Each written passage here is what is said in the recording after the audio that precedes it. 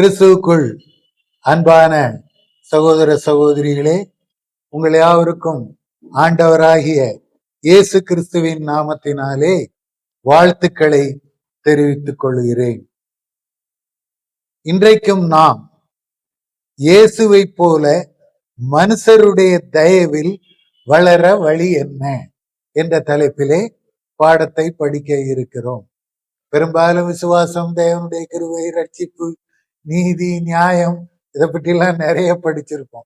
ஆனா மனுஷ தயவுன்னா 4 பேருக்கு உதவி செய்யணும், அவங்க தயவும் நமக்கு வேணும் அப்படின்னு சொல்லிடும்.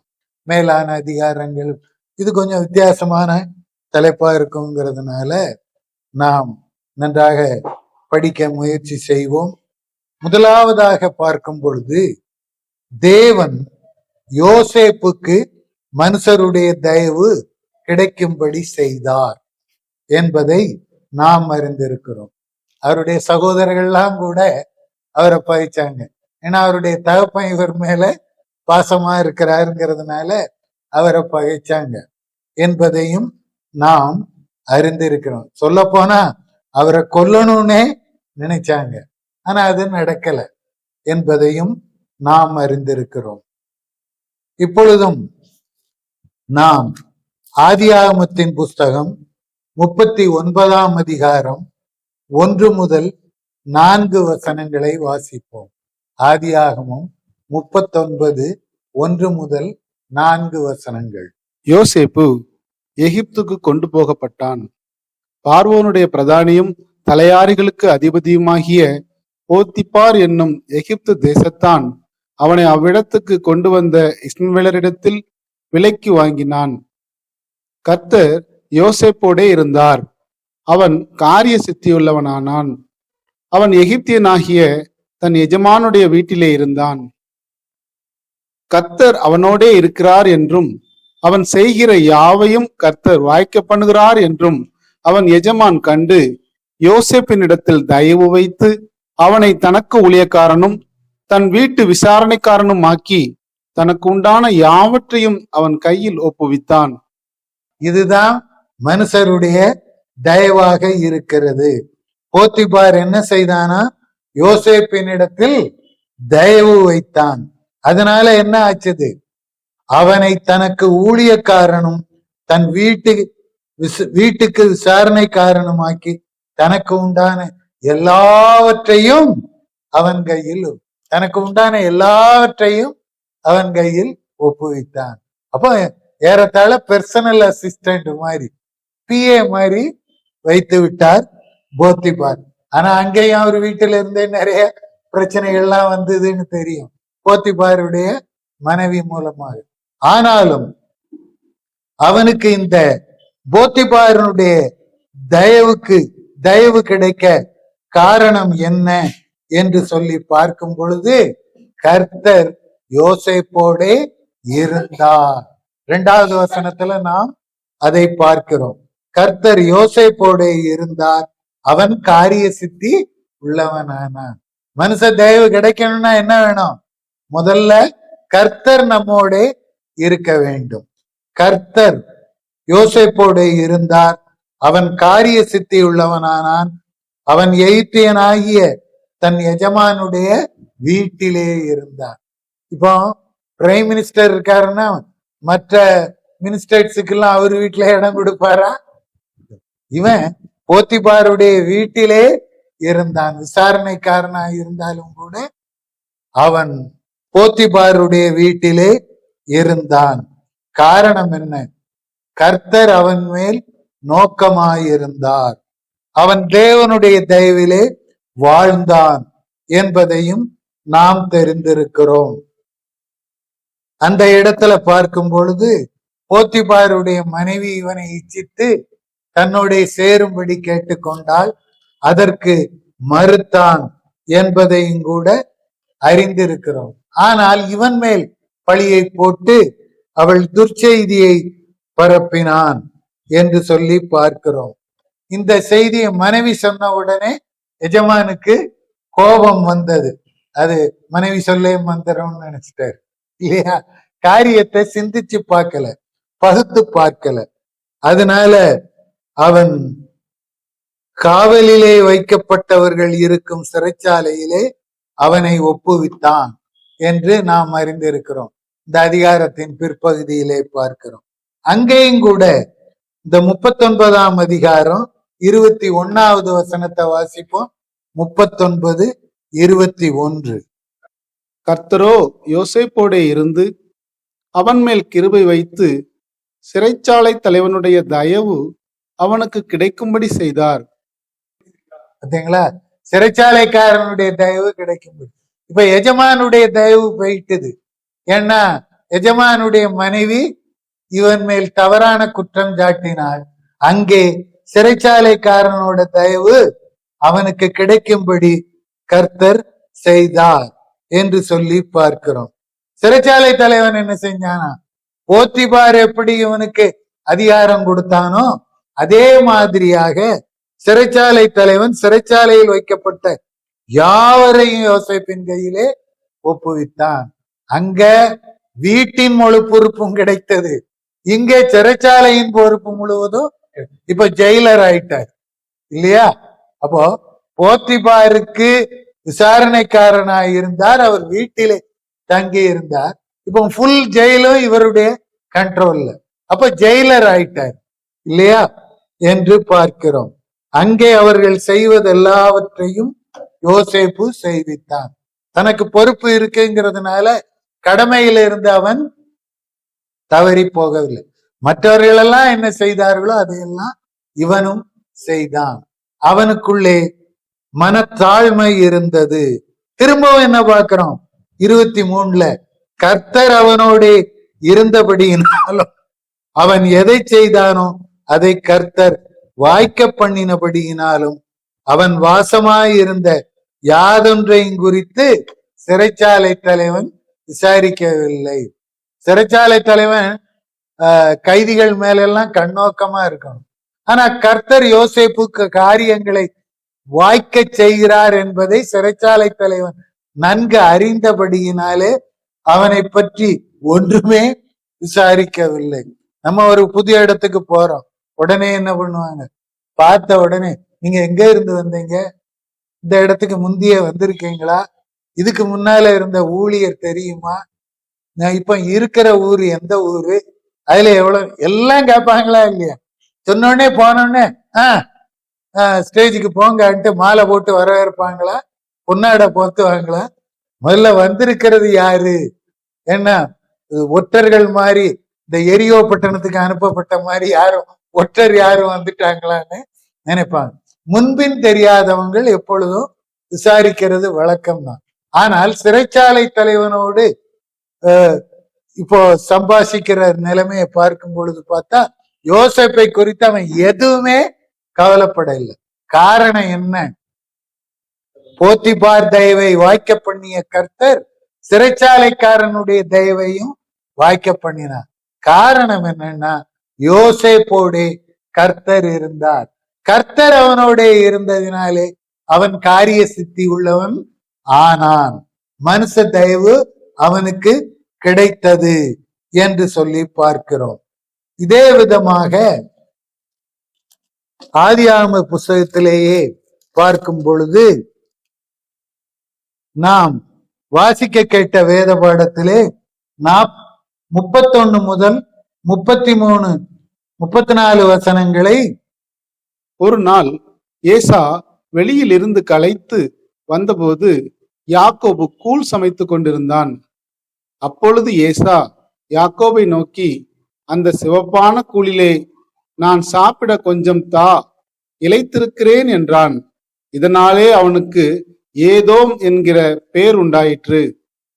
அதிலே பார்க்கும் பொழுது யாக்கோபு உன் சேஷ்டபுத்திர பாகத்தை இன்று எனக்கு விற்று போடு என்றான். காரணம் என்ன? சந்தர்ப்பம் சூழ்நிலை அறிஞ்சு பேசுகிறான் இல்லையா? சொற்களின் மீதியினால் பாவம் இல்லாமற் போகாது. இவன் சொற்களை பிரயோகிக்க வேண்டிய இடத்திலே ஞானமாக பிரயோகித்தான். காரணம் என்னவென்றால் ஏசா வெளியில இருந்து களைப்பா வர்றான். அந்த நேரத்துல யாக்கோபு கூழ் சமைத்து கொண்டிருந்தான். யாக்கோபு கூழ் சமைக்கிறத பார்த்தோன்னே அவன் என்ன செஞ்சான்? இந்த சிவப்பான குள்ள எனக்கு கொஞ்சம் தா. அப்ப அந்த சிவப்புங்கிற பேரை வச்சுதான் அவனுக்கு ஏதோங்கிற பேரே வந்தது அப்படிங்கிறத இருந்து. அப்ப உடனே இதுதான் சந்தர்ப்பம்ட்டு உன் சேஷ்ட புத்திர பாகத்தை எனக்கு விற்று போடு என்றான். அப்போ அவன் என்ன சொன்னான்? நான் தான் சாக போறேன். இந்த பூமியில நிறைய பேர் சொல்ற வார்த்தை இப்படி சொல்லித்தான் நிறைய காரியங்களை அசட்டை பண்ணுது. எல்லாருக்கும் மரணம் நிச்சயம். பூமியில வர்றதுக்கு ஜனனம் முக்கியம், இந்த பூமியை விட்டு போறதுக்கு மரணம் முக்கியம். ஆக மரணம் என்ற ஒரு காரியத்தை எல்லாரும் சந்தித்துத்தான் ஆக வேண்டும். நமக்கு நெருக்கமானவர்கள், உறவினர்கள், தாய் தந்தையர்கள், சகோதரர்கள், சகோதரிகள், நம்மை விட இளையவர்கள் கூட கடந்து போகலாம். ஆனா அதே நினைச்சு கவலைப்பட்டுக்கிட்டு இருக்கக்கூடாது. ஆனா இவன் என்ன நினைச்சான்? உயிரோட இருக்கும் போதே தான் மரணத்தை பற்றி கவலைப்படுறான் இல்லையா? நான் தான் சாக போறேன்னு.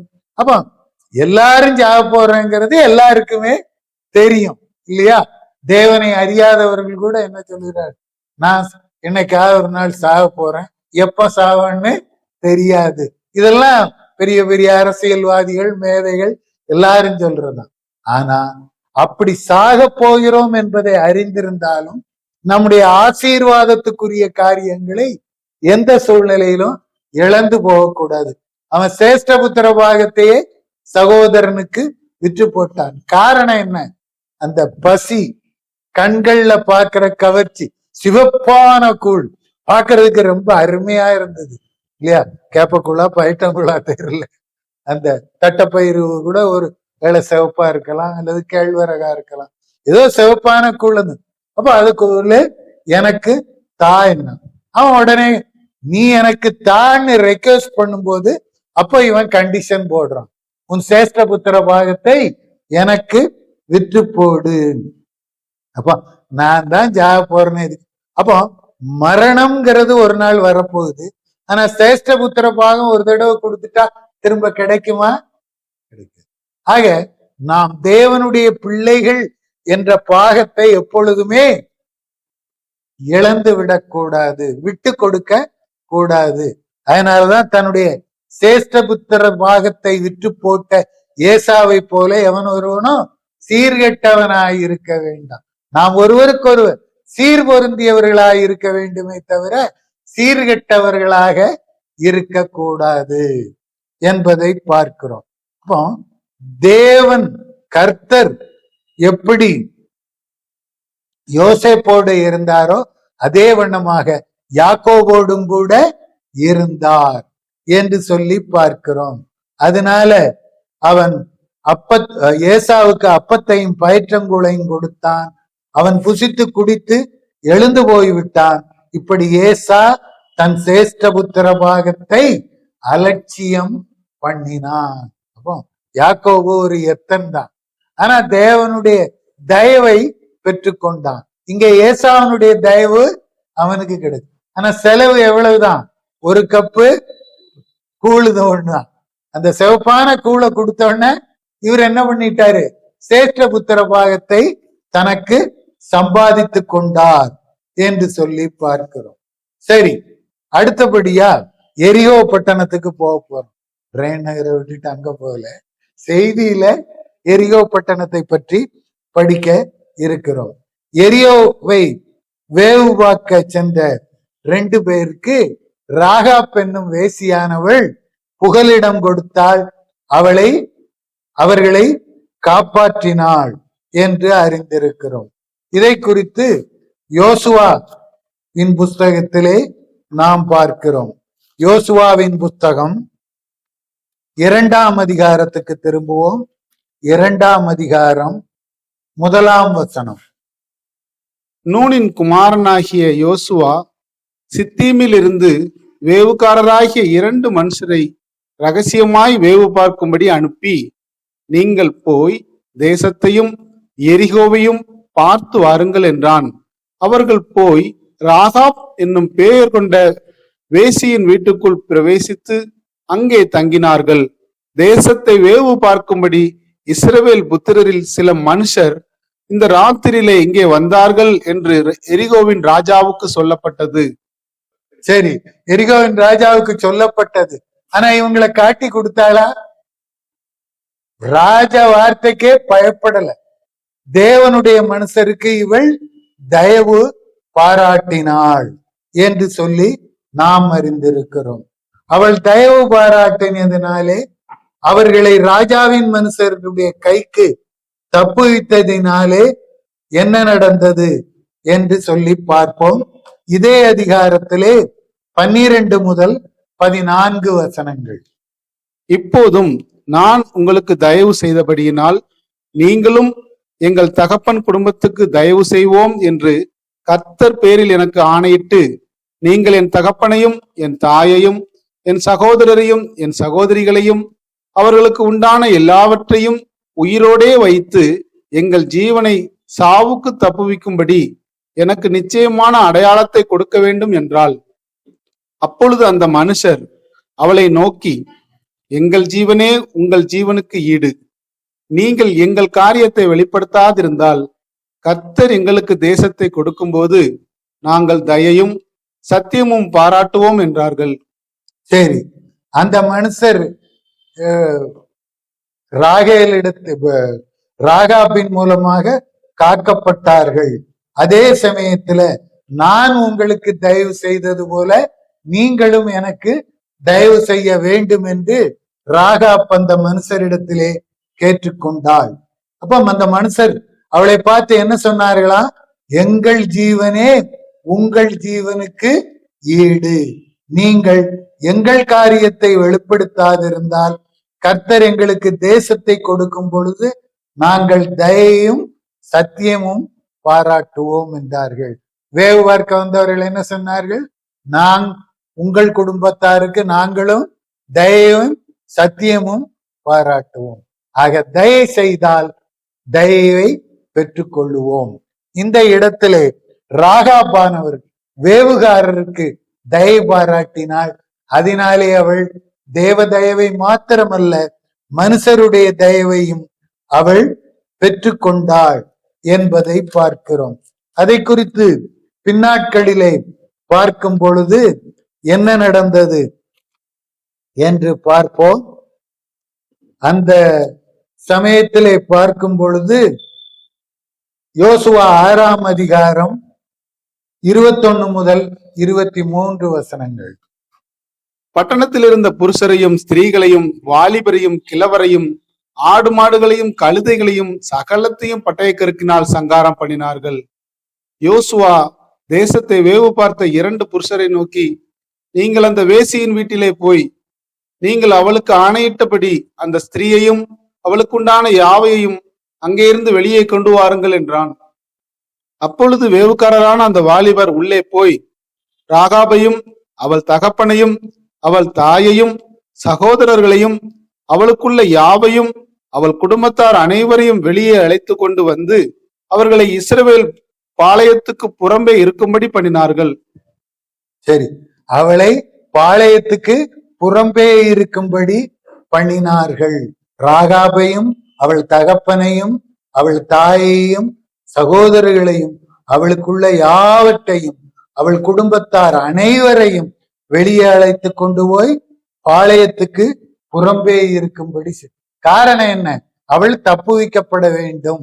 போரிலே எந்த இழப்பும் அவள் சந்தித்து விடக் கூடாது என்பதிலே உறுதியாக இருந்தார்கள். இவ்விதமாக அவளுக்கு தயவு கிடைத்தது. எப்படி இரக்கம் செய்கிறவர்கள் பாக்கியவான்கள் இரக்கம் பெறுவார்கள் என்று இருக்கிறதோ அதே மாதிரி நாமும் மனுஷருக்கு தயவு பாராட்டினால் மனுஷ தயவை நாம் பெற்றுக்கொள்ள முடியும் என்பதைத்தான் இந்த உதாரணத்திலே பார்க்கிறோம். அடுத்தபடியாக நாம் ரூத்தின் சரித்திரத்துக்கு செல்ல இருக்கிறோம். அங்கே நகோமி ரூத்துடன் தன் சொந்த தேசமான எருசலேமுக்கு திரும்பி வரும் பொழுது அங்கே போவாஸ் அவர்களுக்கு தயவு செய்தான். ரூத் நகோமிக்கு உதவியாய் இருந்தாள் என்பதை நமக்கு தெரியும். அவள் நகோமிக்கு தயவு பாராட்டினாள். அதனாலே போவாசின் கண்களிலே ரூத்துக்கு தயவு கிடைத்தது என்பதை அறிந்திருக்கிறோம். அதே சமயத்திலே நகோமி யானவள் இந்த போவாசுக்கு உறவின் முறைதான். ஆனாலும் கூட இந்த காரியங்களை வாய்க்க பண்ணுகிறவர் கர்த்தராக இருக்கிறார் என்று சொல்லி நாம் அறிந்திருக்கிறோம். ரூத்தின் புஸ்தகத்துக்கு திரும்புவோம். நியாயாதிபதிகளுக்கு அடுத்தாப்புல இருக்குது, கரெக்டா எடுத்துக்கிடுவோம். அந்த ரூத்தின் சரித்திரத்திலே நாம் பார்க்கும் பொழுது நகோமி தன் இரு மருமக்களையும் நோக்கி, நீங்கள் இருவரும் தாய் வீட்டுக்கு திரும்பி போங்கள், மரித்து போனவர்களுக்கும் எனக்கும் நீங்கள் தயை செய்தது போல கர்த்தர் உங்களுக்கும் தயை செய்வாராக என்று சொன்னாள் என்று சொல்லி பார்க்கிறோம். அவள் மோவாப் தேசத்திலிருந்து திரும்புவிடும்படி கர்த்தர் வாய்க்க பண்ணினார். பிறகு அவளோடு கூட இருந்த இன்னொரு பெண்ணுக்கும் கூட அவர் என்ன சொல்லுகிறார்?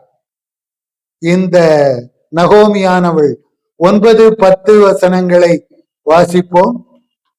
கர்த்தர் உங்கள் இருவருக்கும் வாய்க்கும் புருஷனுடைய வீட்டிலே நீங்கள் சுகமாய் வாழ்ந்திருக்க செய்வாராக என்று சொல்லி அவர்களை முத்தமிட்டாள். அப்பொழுது அவர்கள் சத்தமிட்டு அழுது அவளை பார்த்து, உம்முடைய ஜனத்தண்டைக்கே உம்முடன் கூட வருவோம் என்றார்கள்.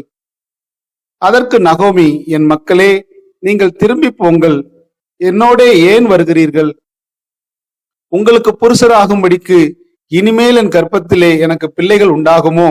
என் மக்களே, திரும்பி போங்கள். நான் வயது சென்றவள், ஒரு புருஷனுடன் வாழத்தக்கவள் அல்ல. அப்படிப்பட்ட நம்பிக்கை எனக்கு உண்டாயிருந்து நான் இன்று இரவில் ஒரு புருஷனுக்கு வாழ்க்கைப்பட்டு பிள்ளைகளை பெற்றாலும் அவர்கள் பெரியவர்களாக மட்டும் புருஷருக்கு வாழ்க்கைப்படாதபடிக்கு நீங்கள் பொறுத்திருப்பீர்களோ? அது கூடாது. என் மக்களே, கர்த்தருடைய கை எனக்கு விரோதமாய் இருக்கிறதினால் உங்கள் நிமித்தம் எனக்கு மிகுந்த விசனம் இருக்கிறது என்றால்.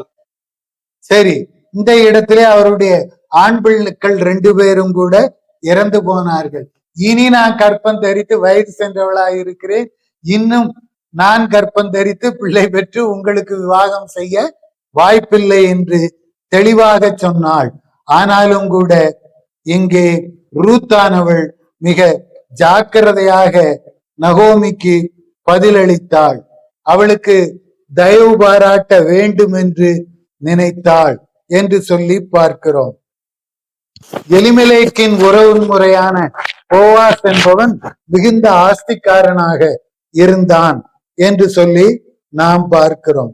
அவனுக்கு வயல் இருந்தது, கதிர் பொறுக்கி கொண்டும் வேலை ரூத்துக்கு அங்கே கிடைத்தது என்பதையும் கூட அறிந்திருக்கிறோம். பிறகு போவாசானவன் தன்னுடைய வேலைக்காரன் நோக்கி, இந்த பெண் பிள்ளை யார் என்று கேட்டான். அவள் மோவாப் தேசத்திலிருந்து நகோமியோட வந்த மோவாபிய பெண் பிள்ளை என்று சொன்னான்.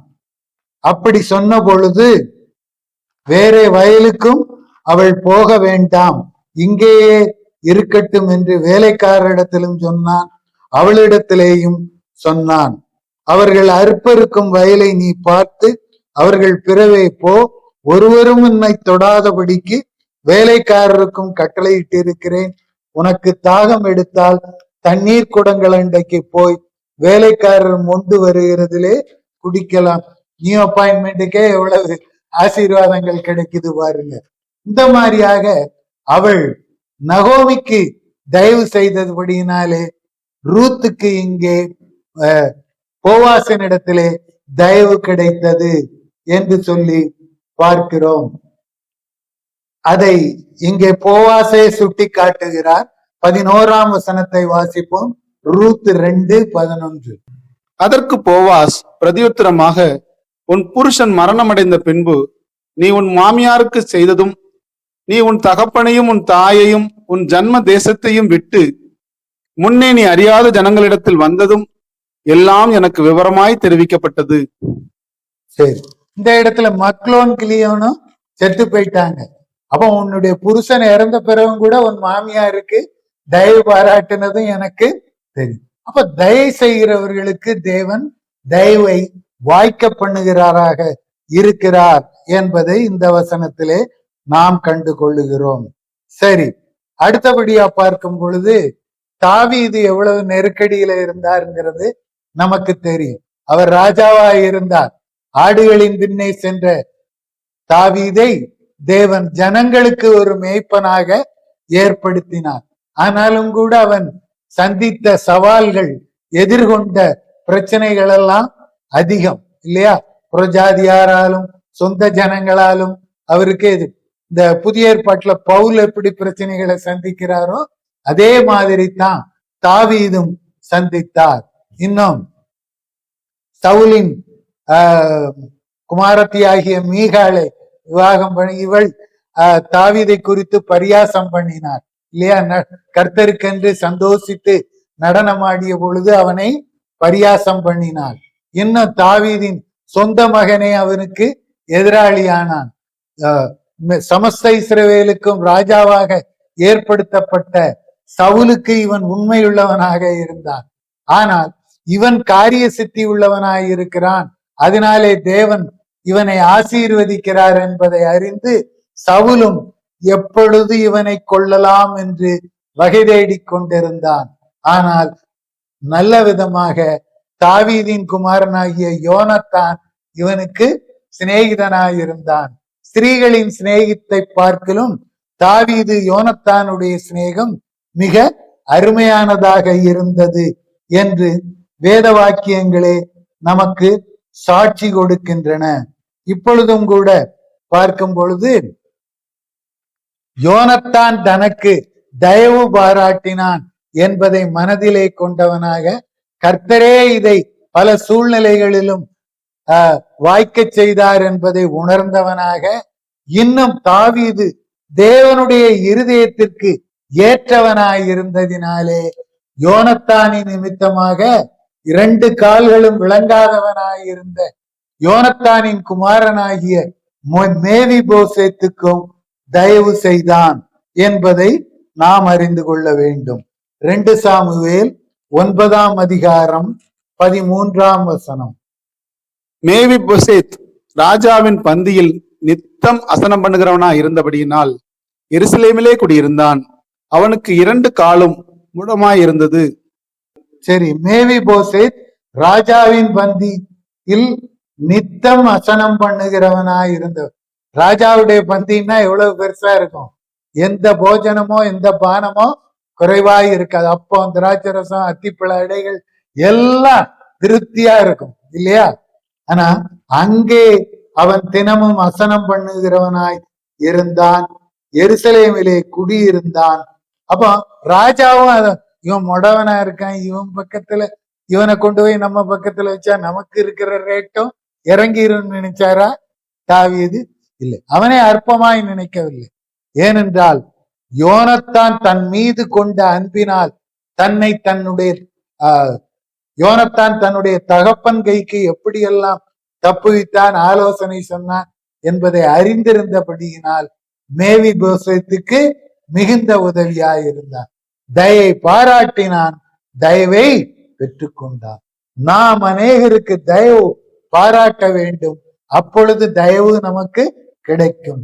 கர்த்தரே அதை வாய்க்க பண்ணுகிறவர்.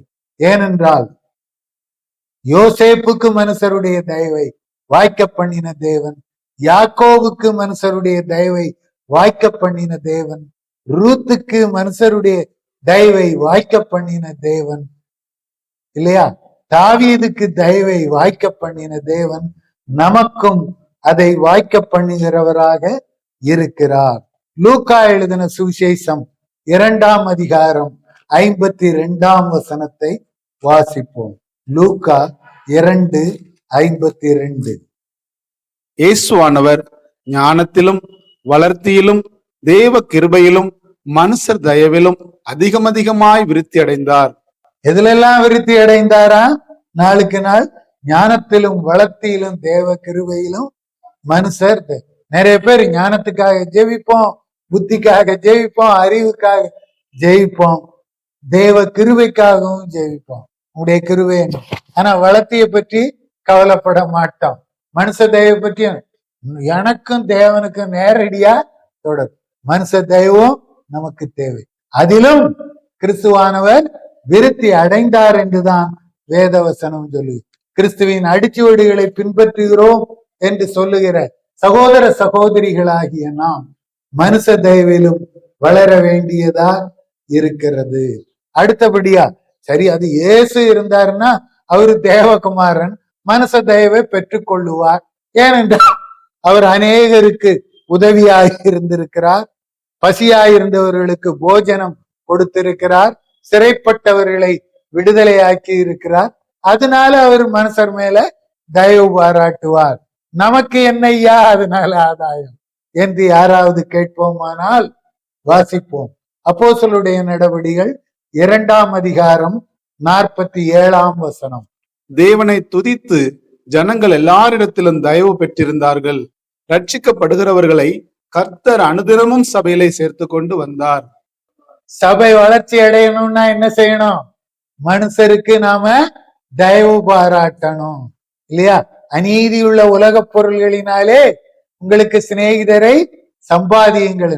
சிநேகிதரை சம்பாதிச்ச பிறகுதான் அவங்க நம்ம சொல்ற வார்த்தைய கேட்பாங்க. தெருவுல போறாள்லாம் நீங்க எனக்கு ஃப்ரெண்டுன்னு சொல்ல முடியுமா? ஆக மனுஷருக்கு தயவு பாராட்ட வேண்டும். அப்பொழுது நாமும் அவர்களிடத்திலிருந்து தயவை பெற்றுக்கொள்ள முடியும். ஆதி சபையார் என்ன செய்தார்களாம்? தேவனை துதித்து ஜனங்கள் எல்லாரிடத்திலும் தயவு பெற்றிருந்தார்கள். அப்போ தயவு கிடைக்கணும்னா தேவனை துதிக்க வேண்டும், தேவனிடத்திலே கேட்டு பெற்றுக்கொள்ள வேண்டும். அப்பொழுது மனுஷருடைய தயவை தேவன் நமக்கு வாய்க்க பண்ணுவார். அப்படி தயவு கிடைத்ததினாலேதான் சபை நாளுக்கு நாள் வளர்ச்சி அடைந்தது என்று சொல்லி பார்க்கிறோம். பேதுரு முதலாவது சுவிசேஷத்தை பிரசங்கித்த பொழுது எவ்வளவு பேர் ரட்சிக்கப்பட்டார்கள்? 2 பேரா 3 பேரா? 3000 பேர். காரணம் என்ன? அப்போஸ்தலர்களுக்கு மனுஷரிடத்திலே தயவு இருந்தது. அவர்கள் யூத மார்க்கத்தை மாத்திரம் வரவேற்கல. யூத மார்க்க பிறப்பின்படி யூதராயிருந்த மார்க்கத்தாரை மாத்திரம் தங்களிடமாய் சேர்த்து கொள்ளவில்லை. யூத மார்க்க தமைந்தவர்களையும், அதாவது 17 தேசங்கள்ல சிதறி இருந்தவர்களையும் தங்களோடு சேர்த்து கொண்டார்கள். அதனாலதான் சுவிசேஷ பிரசங்கம் செய்யப்பட்ட பின்பு இருதயத்திலே குத்தப்பட்டவர்களாகி ஆண்டவமாரே ரட்சிக்கப்படுவதற்கு நாங்கள் என்ன செய்ய வேண்டும் என்று கேட்டார்கள். அங்கேயும் எதுதான் வேலை செய்கிறது? மனுஷருடைய தயவு. தேவனை துதித்தார்கள், மனுஷருடைய தயவை பெற்றார்கள். ஆக நாம் தயவு பாராட்டுகிறது மாத்திரமல்ல, விசுவாசிகள்கிட்ட மாத்திரம் தயவு பாராட்டினா போதாது. நம்ம எல்லாரும் சகோதர சகோதரிகள், மனுஷர் பொதுவான மனுஷர்களிடத்திலும் தயவு பாராட்டினால் அவர்கள் மூலமாக தயவான காரியங்களை கர்த்தர் நமக்கு வாய்க்க பண்ணுவார் என்பதுதான் இப்பொழுது நாம் பார்த்திருக்கிற வசனத்தின்படி ஆதாரமான காரியங்களாய் இருக்கிறது. அடுத்தபடியா நான் நம்ம ஸ்டேட்டஸ்ல உள்ளவங்களுக்கு தான் தயவு பண்ணுவேன். அவன்லாம் எங்க உள்ளவன்? படிக்காதவன், தரித்திரம் பிடிச்சவன் அப்படின்னு சிலர் சொல்லுவாங்க. அதுவும் சொல்ல வேண்டிய அவசியம் இல்லை. தரித்திரருக்கும் தயை பாராட்ட வேண்டும்.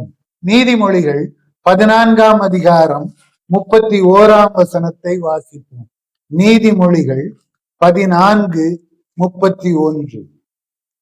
தரித்திரனை ஒடுக்குகிறவன் அவனை உண்டாக்கினவரை நிந்திக்கிறான், தரித்திரனுக்கு தயை செய்கிறவனோ அவரை கனம் பண்ணுகிறான். தரித்திரனுக்கு தயை செய்கிறவன் என்ன செய்யறானா? தேவனை கனம் பண்ணுகிறான். அப்போ தரித்திரனுக்கு தயை செய்கிறவன் ஏன் தேவனை கனம் பண்ணணும்? அவர் கனம் பொருந்தியவர், மகிமை பொருந்தியவர், மாட்சிமை பொருந்தியவர், இரக்கம் நிறைந்தவர், நீதியுள்ளவர், நியாயம் உள்ளவர், பரிசுத்தர். அவருக்கு நம்ம கனம் தேவையா? தேவைதான். ஏன்னா தேவன் நம்மை மகிமையினாலும் கனத்தினாலும் முடிசூட்டி இருக்கிறார். அது தேவனுடைய தயவாய் இருக்கிறது. நாமும் மனுஷரிடத்திலிருந்து தயவு பெற்றுக் கொள்ள வேண்டும் என்றால் தரித்திரருக்கு தயை பாராட்ட வேண்டும். அதைத்தான் இந்த வசனம் நமக்கு தெளிவாக சொல்லுகிறது. இதிலே இருந்து நாம் கற்றுக்கொள்ளுகிற பாடம் என்ன? தரித்திரரை எந்த வகையிலேயும் ஒடுக்க கூடாது. தரித்திரனை ஒடுக்குகிறவன் அவனை உண்டாக்கினவரை நிந்திக்கிறான். கெட்ட வார்த்தை பேசினாத்தான் நிந்தனை இல்ல. நாம் தரித்திரரை ஒடுக்குவோமானாலும் கர்த்தரை நிந்திக்கிறவர்களாக இருக்கிறோம். தரித்திரனுக்கு தயவு செய்கிறவனோ அவரை கனம் பண்ணுகிறான் என்று சொல்லி பார்க்கிறோம். எனவே நாம் நன்மை செய்கிறவராக ஆண்டவராகிய இயேசு சுற்றி திரிந்தது போல நாமும் நன்மை செய்கிறவர்களாய் இருப்போம்.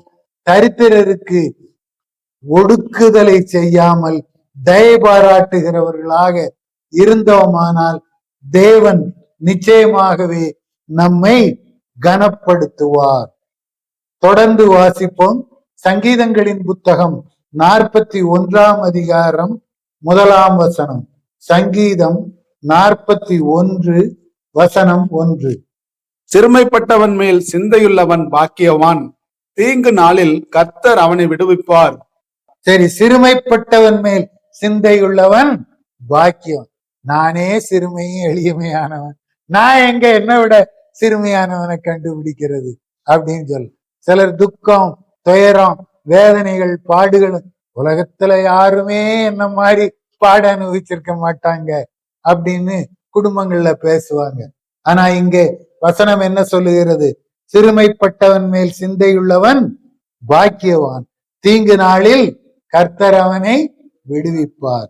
சிறுமைப்பட்டவன் மேல சிந்தை வைக்கணும். நமக்குரியதே கவனிச்சு கொண்டு இருந்தா போதாது. தனக்கானவைகளை அல்ல பிறருக்கானவைகளையும் நோக்குவானாக. அதுதான் ஏக சிந்தை, கர்த்தருக்கேற்ற ஆவிக்குரிய வளர்ச்சி. சிறுமைப்பட்டவன் மேல் சிந்தையுள்ளவன் பாக்கியவான், தீங்கு நாளில் கர்த்தர் அவனை விடுவிப்பார். ஏசாயா தீர்க்கதரிசியின் புத்தகம் 32 அதிகாரம் 6 வசனம். ஏசாயா 32 வசனம் 6. ஏனென்றால் மூடன் மூடத்தனத்தை பேசுகிறான், அவன் இருதயம் அநியாயத்தை நடப்பிக்கும். அவன் மாயம் பண்ணி கர்த்தருக்கு விரோதமாய் விபரீதம் பேசி பசியுள்ள ஆத்மாவை வெறுமையாக வைத்து தாகமுள்ளவனுக்கு தாகம் தீர்க்காதிருக்கிறான். சரி, கர்த்தருக்கு விரோதமாய் இருக்கிறவன் தான் இருதயத்தில் அநியாயத்தை நடப்பிக்கிறவனாய் இருக்கிறான். கர்த்தருக்கு விரோதமாய் விபரீதம் பேசுகிறான். பசியுள்ள ஆத்துமாவை வெறுமையாக வைத்து தாகம் உள்ளவனுக்கு தாகம் தீர்க்காதிருக்கிறான் என்று சொல்லி பார்க்கிறோம். இவன் மூடன் என்று வேதவசனம் சாட்சி கொடுக்கிறது. தாகம் உள்ளவர்களின் தாகத்தை தீர்க்க வேண்டும். பசியாயிருக்கிறவனுக்கு போஜனம் கொடுக்க வேண்டும். இன்னொரு வசனம் என்ன சொல்லுகிறது? அந்நியரை உபசரிக்க மறவாதிருங்கள், அதனாலே அறியாமல் சிலர் தேவதூதரையும் உபசரித்ததுண்டு. அதனால தேவதூதர் உங்க வீட்டுக்கு வந்தா மிஸ் பண்ணிடக்கூடாதுன்னா நீங்க யாருமே தெரியாதுன்னு சொல்லாதீங்க, வந்த உடனே உபசரிங்க. அதுதான் வசனம் நமக்கு போதிக்கிற காரியமாக இருக்கிறது. யோபின் சரித்திரம் 30 அதிகாரம் 25 வசனம். யோபின் சரித்திரம் 30 அதிகாரம் 25 வசனம். துன்னாலை கண்டவனுக்காக நான் அழாதிருந்தும் எளியவனுக்காக என் ஆத்துமா வியாகுலப்படாதிருந்ததும் உண்டானால் அவர் என் மனுவுக்கு இடங்கொடாமல் எனக்கு விரோதமாய் தமது கையை நீட்டுவாராக. சரி, எளியவனுக்காக என் ஆத்துமா வியாகுலப்படணும் அப்படிங்கிறாரு யோபு. அப்படிப்பட்ட வாஞ்சை இருக்கிறதா? இல்ல, என்னுடைய உறவினர்கள் நண்பர்களுக்கு தான் தயவு பாராட்டும், எளியவனை போய் ஆயுதங்கத்தை கண்டுபிடிக்கிறது அப்படின்லாம் சொல்ல கூடாது. துன்னாலை கண்டவனுக்காக நான் அழாதிருந்ததும் எளியவனுக்காக என் ஆத்துமா வியாகுலப்படாதிருந்ததும் உண்டானால் அவர் என் மனுவுக்கு இடங்கொடாமல் எனக்கு விரோதமாய் தமது கையை நீட்டுவாராய்.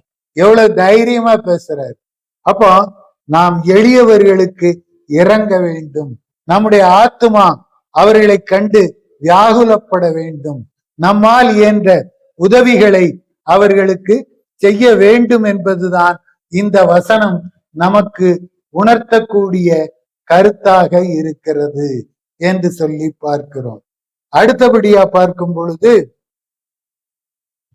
துன்மார்க்கரை பற்றியும் பார்க்க போறோம். துன்மார்க்கனுடைய கண்களில் அயலானுக்கு இரக்கம் கிடையாது என்று சொல்லித்தான். நம்ம அந்நியரையும் உபசரிக்கணும், ஆனா துன்மார்க்கன் அயலாரெல்லாம் கண்டுகொள்ளவே மாட்டான். நீதிமொழிகள் 21 அதிகாரம் 10 வாசிப்போம். நீதிமொழிகள் 21:10. துன்மார்க்கனுடைய மனம் பொல்லாப்பை செய்ய விரும்பும், அவன் கண்களில் அவன் அயலானுக்கு இரக்கம் கிடையாது. துன்மார்க்கனுடைய மனம் என்ன செய்யுமா? பொல்லாப்பை செய்யத்தான் விரும்பும். ஆனால் நீதிமான்களாக வளர்ந்து கொண்டிருக்கிற நாம், நீதிமான்கள் ஆக்கப்பட்ட நாம் என்ன செய்ய வேண்டும்? அயலாருக்கு இரக்கம் பாராட்ட வேண்டும். அப்ப இரக்கம் செய்கிறவர்கள் பாக்கியவான்கள், அவர்கள் இரக்கம் பெறுவார்கள். எனவே மனுஷ தயவு நமக்கு வேண்டும் என்றால் நாம் அறிந்த அறியாத எல்லா ஜனங்களுக்கும் தயவுள்ளவர்களாக நடந்து கொள்ளும் பொழுது அவர்களுடைய தயவையும் நாம் பெற்றுக்கொள்ள முடியும் என்று பார்க்கிறோம். லூக்கா எழுதின சுவிசேஷம் 10 அதிகாரத்துக்கு திரும்புவோம். லூக்கா எழுதின சுவிசேஷம் 10 அதிகாரம். இந்த 10 அதிகாரத்திலே பார்க்கும் பொழுது ஒரு சமாரியனை குறித்த சம்பவம் பார்க்கிறோம். ஒருவன் எரியோவுக்கு போகிற பாதையிலே கள்ளர் கையில் அகப்பட்டு அவன் காயப்படுத்தப்பட்டான். அவன் வஸ்திரங்களை எல்லாம் உரிந்து கொண்டு அவனை குற்றுயிராக விட்டு போனார்கள் என்பதை அறிந்திருக்கிறோம். ஆசாரியன் ஒருவன் வந்தான், அவனை கண்டு பக்கமா விலகி போயிட்டான். அடுத்தபடியா லேவியன் ஒருத்தன் வந்தான், அவனும் அப்படியே ஒரு பக்கமா விலகி போயிட்டான். சமாரியன் ஒருவன் பிரயாணப்பட்டு வரும் பொழுது இந்த குற்றுயிராய் கிடக்கிறவனை பார்த்து அவனுடைய காயங்களில் எண்ணெயும் திராட்சரசமும் வார்த்து சுயவாகனத்தின் மேல் ஏற்றி சத்திரத்திற்கு கொண்டு போய் அவனை பராமரித்தான். ஒரு நாள் பூரா அவனோட இருந்திருக்கிறான். மறுநாள் புறப்படும் பொழுது சத்திரக்காரன் கையில 2 பணத்தையும் கொடுத்து, நீ இவனை விசாரித்துக்கொள், அதிகமா ஏதாயிலும் இவனுக்கு செலவழித்தா நான் ரிட்டர்ன் ஜேர்னி வரும் பொழுது உனக்கு அந்த பணத்தை கொடுப்பேன் என்று சொன்னான். ஆக இந்த கள்ளர் கையில அகப்பட்ட 3 பேர்ல எவன் பிறனாயிருந்தான் என்றால் அந்த சமாரியன் தான். அவன் கேள்வி கேட்கும் போது பதில் சொல்றான். என்ன சொல்றான்? அவனுக்கு இரக்கம் செய்தவனே அவனுக்கு பிறனாயிருந்தான் என்று சொல்லி பார்க்கிறோம். அப்பொழுது நீயும் போய் அந்தப்படியே செய்யன்றார். அந்தப்படியே செய்யன்றால் இதே விதமா யாரோ எவரோ கிடக்கிறான், நம்ம எதுக்கு உதவி செய்யணும் அப்படிங்கிற மனப்பான்மை இருக்கக்கூடாது. ஆசாரியனை போல, 2வது வந்த லேவியனை போல நாம் நடந்து கொள்ளக்கூடாது. சமாரியனை போல மற்றவர்களுக்கு உதவி செய்ய வேண்டும். அப்படி செய்யும் பொழுதுதான் நாம் ஆசீர்வதிக்கப்பட்டவர்களாய் இருப்போம் என்பதை நாம் அறிந்து கொள்ளுகிறோம். ஏனென்றால் உன்னிடத்தில் அன்பு கூறுவது போல பிறனிடத்திலும் அன்பு கூறுவாயாக. முதல்ல தேவனாகிய கர்த்தரிடத்தில் அன்பு கூற வேண்டும், பிறரிடத்திலும் அன்பு கூற வேண்டும். அதுதான் முக்கியம். அதைத்தான் தேவன் நம்மிடத்திலே எதிர்பார்க்கிறார். தயவு பாராட்டினால் தயவை பெற்றுக்கொள்வோம்.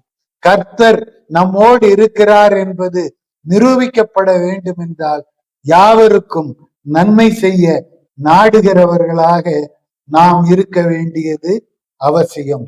மத்தேயு எழுதின சுவிசேஷம் 5 அதிகாரம் 7 வாசிப்போம். இரக்கமுள்ளவர்கள் பாக்கியவான்கள், அவர்கள் இரக்கம் பெறுவார்கள். இரக்கம் உள்ளவர்கள் பாக்கியவான்கள், அவர்கள் இரக்கம் பெறும். தயவு இரக்கம் எல்லாம் ரொம்ப நெருக்கமானதுதான். தயவு பாராட்டினால் தயவை பெற்றுக் கொள்வோம், இரக்கம் பாராட்டினால் இரக்கத்தை பெற்றுக் கொள்வோம். அதெல்லாம் இறக்கப்படும். எனக்கு யாரு இறக்கப்படுறதுக்கு இருக்காங்க அப்படின்னு சொல்லுவாங்க.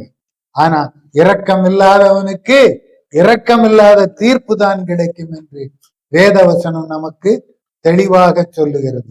யாக்கோபு எழுதின பொதுவான நிருபம் 2ஆம் அதிகாரம் 13ஆம் வசனத்தை வாசிப்போம்.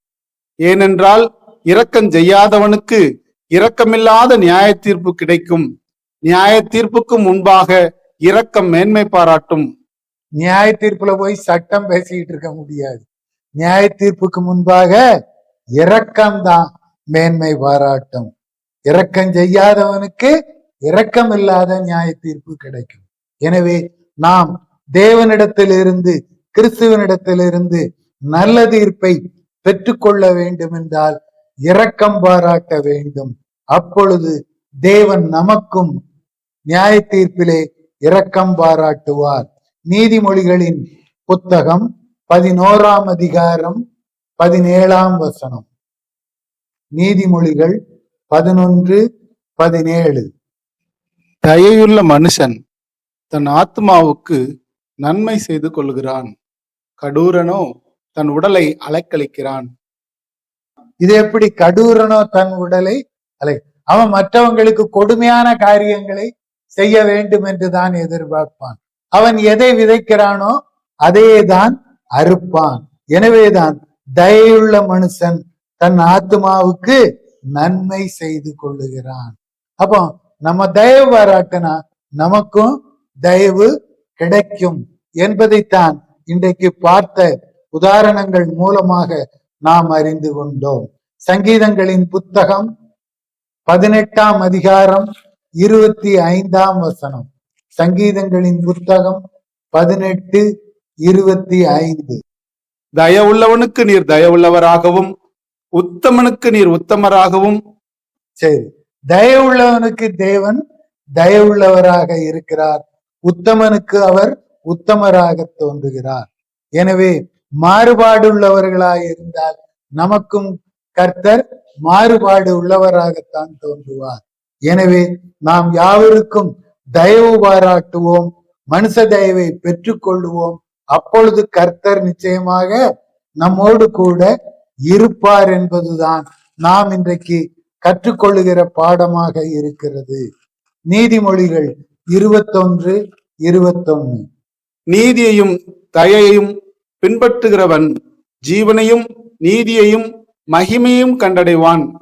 நீதியையும் தயையையும் பின்பற்றுகிறவன் ஜீவனையும் நீதியையும் மகிமையும் கண்டடைவான். நீதியை பின்பற்ற நம்ம ஏற்கனவே தேவ நீதியை நிறைவேற்ற வேண்டும் என்று பிரயாசப்படுகிறோம். அதோடு கூட மனுஷருக்கு தயவு பாராட்டுவோமானால் அவர்களுடைய தயவு நமக்கு கிடைக்கிறது மாத்திரமல்ல, ஜீவனையும் நீதியையும் மகிமையையும் நாம் கண்டடைவோம். மகிமையுள்ள சரீரத்தை நாம் பெற்றுக்கொள்ளுவோம். நித்தியத்திலே பங்கடைவோம். கிறிஸ்துவோடு கூட அரசாளுகிறவர்களாக தேவ தூதர்களையும் நியாயம் தீர்க்கத்தக்க நிலைமைக்கு போவோம். எனவே இரக்கம் செய்கிறவர்கள் இரக்கம் பெறுவார்கள். இயேசு கிறிஸ்துவானவர் ஞானத்திலும் தேவ பயத்திலும் மனுஷ தயவிலும் வளர்த்தி தேவ கிருபையிலும் வளர்த்தியிலும் நாளுக்கு நாள் விருத்தி அடைந்தார். இயேசுவானவர் காட்டி சென்ற அடிச்சுவடுகளிலே இதுவும் இருக்கிறது. எனவே நாமும் மனுஷருக்கு தயவு செய்வோம், அவர்களுடைய தயவை பெற்றுக்கொள்வோம். நீங்கள் அளித்த வாய்ப்புக்கு மிக்க நன்றி.